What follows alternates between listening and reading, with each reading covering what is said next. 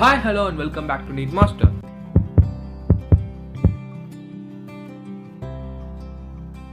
நிறைய students face பண்ணுற problem என்னன்னா போர்டு எக்ஸாம் அண்ட் நீட் எக்ஸாமுக்கு ப்ராப்பராக பேலன்ஸ் பண்ணி படிக்க ஸ்ட்ரகிள் ஆகிறாங்க. சில பேர் போர்டு எக்ஸாமுக்கு நல்லா ப்ரிப்பேர் பண்ணி நீட் எக்ஸாமில் கோட்டை விட்டுறாங்க.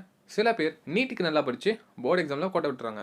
இன்னும் சில ஸ்டூடெண்ட்ஸ் இருக்காங்க, அவங்க என்ன கேட்டகரினா ரெண்டு எக்ஸாமையும் போட்டு கன்ஃபியூஸ் பண்ணி ரெண்டுலையும் கோட்டை விட்டுறாங்க. நீங்கள் இந்த ப்ராப்ளமை ஃபேஸ் பண்ணிட்டீங்கன்னா இனி நோ ப்ராப்ளம்.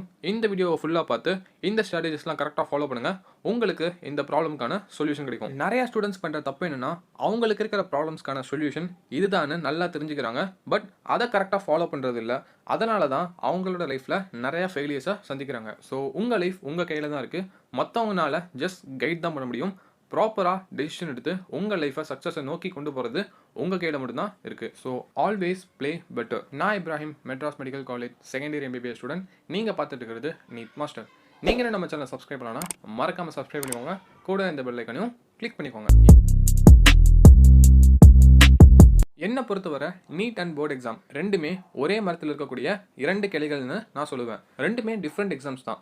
எக்ஸாம் பேட்டர்ன் எடுத்துக்கிட்டாலும் சரி, மார்க்ஸ் எடுத்துக்கிட்டாலும் சரி, எல்லாமே டிஃப்ரெண்ட் தான். பட் ரெண்டு எக்ஸாம்ஸ்க்கும் நீங்கள் படிக்க போகிற கான்செப்ட் ஒன்று தான். ஃபிசிக்ஸில் ஏதாவது ஒரு கான்செப்ட் எடுத்துக்கிட்டிங்கன்னா, ஃபார் எக்ஸாம்பிள் காஸ்ல எடுத்துக்கிட்டிங்கன்னா, ரெண்டு எக்ஸாம்ஸ்க்குமே நீங்கள் சேம் கான்செப்ட் தான் படிக்க போகிறீங்க. போர்டு எக்ஸாம்ஸ்க்கு தியரிட்டிக்கலாக படிக்க போகிறீங்க, நீட் எக்ஸாமுக்கு ப்ராப்ளமேட்டிக்காக அண்ட் அப்ளிகேஷன் பேஸ்டாக படிப்பீங்க. இதில் இம்பார்ட்டண்ட்டாக நீங்கள் அண்டர்ஸ்டாண்ட் பண்ணிக்க வேண்டியது, நீங்கள் தியரிட்டிக்கலாக போர்டு எக்ஸாம்ஸ்க்கு ப்ரிப்பேர் பண்ணுறது போர்டு எக்ஸாம்ஸ்க்கு மட்டும் ஹெல்ப்ஃபுல்லாக இருக்க போகிறது இல்லை, பட் நீட் எக்ஸாமுக்கும் ரொம்ப ஹெல்ப்ஃபுல்லாக இருக்கும். ஸோ என்னோட சஜஷன் என்னன்னா, நீங்கள் போர்ட் புக்கில் ஏதாவது டாபிக் படிக்கிறீங்கன்னா அந்த புக்கில் அந்த டாபிக் கம்ப்ளீட் பண்ணதுக்கப்புறம் அதே டாப்பிக்கை NCERTல எடுத்து ரீட் பண்ணுங்க. ஸோ உங்களுக்கு எக்ஸ்ட்ராவாக நிறையா பாயிண்ட்ஸ் கிடைக்கும். நீங்கள் போர்டு அண்ட் நீட் எக்ஸாமுக்கு தனித்தனியாக படிக்கிறத விட இந்த மாதிரி மெர்ஜ் பண்ணி படிச்சிங்கன்னா நீட் எக்ஸாம்ஸ்க்கும் யூஸ்ஃபுல்லாக இருக்கும் அண்ட் போர்டு எக்ஸாம்ஸ்க்கும் யூஸ்ஃபுல்லாக இருக்கும். இனிமேல் நீங்கள் போர்டு எக்ஸாம் அண்ட் நீட் எக்ஸாம்ஸ்க்கு தனித்தனியாக படிக்காதீங்க.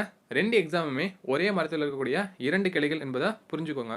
நெக்ஸ்ட் டைம் நீங்கள் படிக்கும்போது போர்ட் புக் அண்ட் NCERTயை பக்கத்தில் வச்சுக்கோங்க. ரெண்டு புக்ஸ்லையும் இருக்கக்கூடிய சிமிலரான டாபிக்ஸை 1 by 1 படிங்க.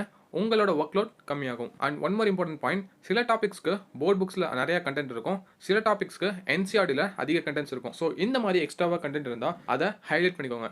நெக்ஸ்ட் டைம் அந்த டாபிக் ரீட் பண்ணும்போது ஒரு புக்கில் மட்டும் படிங்க, இன்னொரு புக்கில் எக்ஸ்ட்ராவாக இருக்கக்கூடிய கண்டென்ட் மட்டும் படித்தாலே போதும். இந்த மாதிரி பண்ணிங்கன்னா உங்களோட டைம் நல்லாவே சேவ் ஆகும். Next important strategy, be very attentive during class hours. நீங்கள் ஸ்கூல் டைம்லேயே உங்களோட போர்ட் சிலபஸை கம்ப்ளீட் பண்ண ட்ரை பண்ணுங்கள். நீங்கள் கிளாஸ் கவனிக்கும் போதே அந்த டாபிக்ஸை கம்ப்ளீட் பண்ணிவிடுங்க. கிளாஸ் கவனிக்கும் போதே கம்ப்ளீட் பண்ண முடியலனாலும் அந்த டாபிக்ஸை அந்த அன்றைக்கி கம்ப்ளீட் பண்ண ட்ரை பண்ணுங்கள். தமிழ் இங்கிலீஷ்க்குலாம் ரொம்ப அதிக நேரம் டைம் ஸ்பெண்ட் பண்ணாதீங்க.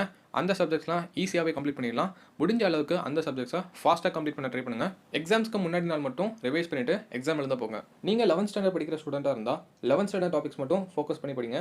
நான் முன்னாடி சொன்ன மாதிரி NCERT ப்ளஸ் போர்ட் புக்ஸ் ரெண்டுமே கம்பேர் பண்ணி படிங்க. நீங்கள் 12th ஸ்டாண்டர்ட் படிக்கிற ஸ்டூடெண்ட்டாக இருந்தால் 12th சிலபஸ் நல்லா ஃபோக்கஸ் பண்ணி படிங்க, ப்ளஸ் 11th சிலபஸை அப்பப்போ ரிவைஸ் பண்ணுங்கள். நிறைய பேர் போர்டு எக்ஸாம்ஸ்க்கு அப்புறம் 11th ஸ்டாண்டர்ட் சிலபஸ் ரிவைஸ் பண்ணுவாங்க. பட் மை சஜஷன், டெய்லியும் ஒரு 1 or 2 hours ஒதுக்கி 11th ஸ்டாண்டர்ட் சிலபஸ் ரிவைஸ் பண்ணிங்கன்னா எஃபெக்டிவாக இருக்கும். டெய்லியும் நம்ம பண்ணக்கூடிய சின்ன சின்ன விஷயம் தான் நாளைக்கு பெரிய சக்ஸஸ் கிடைக்கிறதுக்கு காரணம் இருக்க போகுது. ஸோ டெய்லியும் few hours 11th standard syllabus revise பண்ணுங்க. உங்களால் 1 hour அல்லது 2 hours கொடுக்க முடியலனாலும் பரவாயில்ல, அட்லீஸ்ட் ஒரு டாபிக் எடுத்து ஒரு 10 ப்ராப்ளம்ஸ் ஆகுது சால்வ் பண்ணுங்க. இது கூட ஃபியூச்சரில் ஹெல்ப்ஃபுல்லாக தான் இருக்கும். மார்ட்டின் லூதர் கிங் சொல்கிற மாதிரி, உங்களால் பறக்க முடியாவிட்டால் ஓடுங்கள், உங்களால் ஓட முடியாவிட்டால் நடங்கள், உங்களால் நடக்கவும் முடியாவிட்டால் தவழுங்கள். உங்கள் இலக்கை நோக்கி நீங்கள் சென்று கொண்டிருக்கிறீர்கள் என்பதே முக்கியம். இதை நம்ம வாழ்க்கையில் அப்ளை பண்ணுறது ரொம்ப முக்கியம்.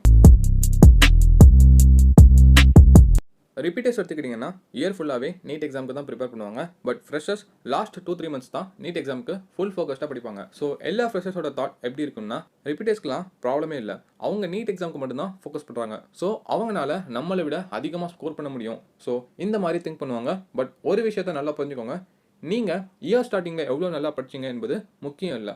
நீங்கள் லாஸ்ட் 2-3 months எவ்வளோ எஃபோர்ட் போட்டு படிக்கிறீங்களோ அதுதான் உங்கள் ஸ்கோரை டிசைட் பண்ண போகுது. அதுக்காக இயர் ஃபுல்லாகவே வேஸ்ட் பண்ணிவிட்டு லாஸ்ட் 2-3 months மட்டும் நல்லா படிங்கன்னு நான் சொல்ல வரல. இயர் ஸ்டார்டிங்லேருந்தே படிச்சுட்டு வாங்க அண்ட் லாஸ்ட் 2-3 months உங்களோட ப்ரிப்பரேஷனை பூஸ்டப் பண்ணிக்கோங்க. நீங்கள் NEET exam all India rank எடுத்து பார்த்தீங்கன்னா அதில் டாப் ரேங்க் வாங்குறது மோஸ்ட் ஆஃப் ஃப்ரெஷர்ஸ் தான். ஸோ நீங்கள் ஃப்ரெஷராக இருந்தாலும் சரி, ரிப்பீட்டராக இருந்தாலும் சரி, யாரையும் விட சுப்பீரியர் கிடையாது. நீங்கள் போடுற எஃபர்ட்டுக்கு தகுந்த மார்க் தான் உங்களுக்கு கிடைக்க போகிறதுங்கிறத மறந்துடாதீங்க. ஓகே, இந்த வீடியோ உங்களுக்கு ரொம்ப யூஸ்ஃபுல்லாக இருக்கும்னு நினைக்கிறேன். நீங்கள் இந்த ஸ்ட்ராட்டஜிஸ்லாம் கரெக்டாக ஃபாலோ பண்ணிங்கன்னா உங்களால் நீட் அண்ட் போர்டு எக்ஸாமை ப்ராப்பராக பேலன்ஸ் பண்ணி கொண்டு போக முடியும். மீண்டும் உங்களை அடுத்த வீடியோவில் சந்திக்கிறேன். நன்றி.